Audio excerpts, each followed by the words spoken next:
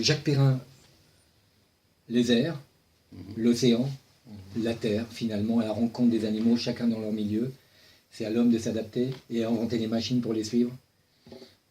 Oui, disons que depuis tout temps, on a reçu des invitations des créatures ailées, des créatures maritimes et aussi des mammifères qui vivent sur des territoires sauvages. Comme une invitation, quand on les regarde, on se dit mais c'est formidable là où ils vont. La vie commence au moment où on commence à les suivre. Et c'est vrai que dépasser là toutes les frontières, dépasser l'absurdité des langages, l'absurdité des territoires politiques, mais de se dire mais non, il n'y a pas un territoire, des territoires, il y en a un seul. C'est celui de la planète. Et donc les animaux vivent à la dimension de la planète. Et c'est vrai pour la mer.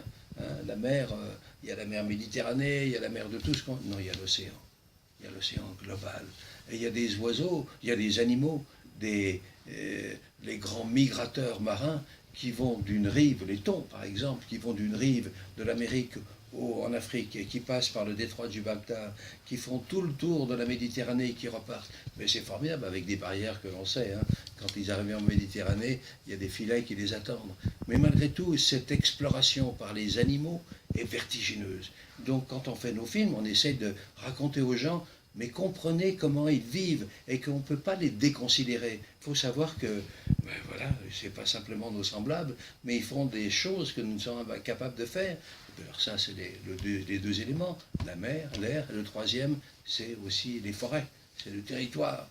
Quand on pense qu'il y a 8000 ans, où était la place de la Concorde? Où était Montmartre? Tout ça, c'était des forêts. On dit que de l'Oural jusqu'à la Bretagne, un écureuil pouvait sauter de branche en branche et aller de la montagne jusqu'au rivage de l'Atlantique. Et donc tous ces territoires, on les a morcelés parce que l'homme est génial. Donc des fois, il est génial en détruisant pas mal de choses et en faisant des territoires qui sont artificiels. Mais heureusement, la nature a une force incroyable, elle résiste. Et quand on la laisse tranquille, c'est la jachère que l'on trouve en agriculture, tout repart. Donc ne soyons pas désespérés, il ne s'agit pas d'être défaitiste et de se dire l'homme a tout brisé, tout détruit. Non, pas tout à fait. Certains, oui. Mais le peu qui reste, si on le préserve, tout peut repartir. On a des grands noms qui nous expliquent ça. Il faut demander à Nicolas Hulot ce qu'il en est et s'il est désespéré.